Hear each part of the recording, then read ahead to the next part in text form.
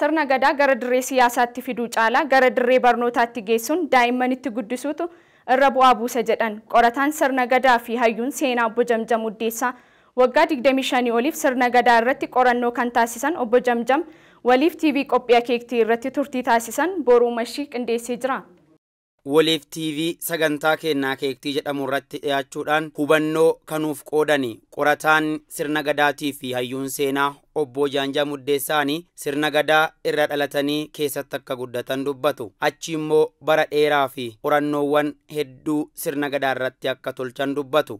Sirna gadaa hin baranne ittuma dhaladhe. Gaawwan gadaa irratti barreessuu ka jalqabe immoo waggaa 25 gara waggaa 30 gahaa jira. Turtii sagantaa akeektii kana waliin godhaniin Obbo Jamjam Uddeessaanii Oromoon sirna gadaa akkamiin kalaquu danda'e yookiin immoo akkamiin itti buluu danda'e gaaffii jedhuuf yennaa deebii kennanu dur Oromooni akkuma namoonni idil addunyaa irratti namoota humnaaf dandeettii qabaniin bulaa turan jedhu. Achis Oromooni akkuma addunyaan sirna moototaatiin bulaa turte sirna mootii keessummeessee jira jedhu. Akkasuma akkuma addunyaan sirna moototaa dhiiraaf dubartii keessummeessite Oromoonis sirnoota kana keessummeessee jira jedhu. Achiin duuba sirni mootii dubartii ka'akkoo jedhamu Oromoo irratti dhiibbaa olaanaa fidaa dhufuu dubbatu. Keessaayyuu sirni mootii akkoo kuni akkuma hawaasa kushiittuu garjabummaa fi akkanumallee ammoo if jaallannaa heddummeesse jedhu. Sanduuba Oromoon sirna kana akka tumate dubbatu. Dhiiraan bulle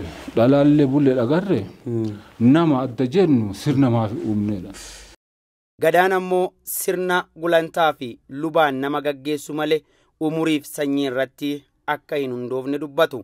Gayiidha malee dubbiin le'ii miti. Sirna kana keessatti ammoo nami seeraa fi waaqa sodaatee akka hawaasa gaggeessu himu. Namni waaqa sodaataa nama bulcha. Namni seera sodaataa nama bulcha. Ammaan tana garuu nama ajjeesee dhufe ana ajjeese yoom agartee siin jedha. Gadaan kun immoo ammallee bakkuma dhaloota isaatti seeraan hojii irra oolaa akka jiruu fi ardaa jeebanticha isaatti akka bulaa jiru si himu. Ardaa jeebanticha irra nami qubatu yoomillee aadaa jeebantittii san harkaa qaba jechuudha. Sirni kunis amma kunuunsa gahaa argatu akka qabus kan akeekan Obbo Jamjam Uddeessaan sirnicha eeguun akka barbaachisu himu. Beekamtii argate jennee sirna gadaa akkuma feene bakkuma feenetti yoo hojiirra oolchinu teete bushaa'uu danda'a. Kanaaf eeggannoon godhamu malu tokko dhandhama duraas akkan hin dhabne godhu.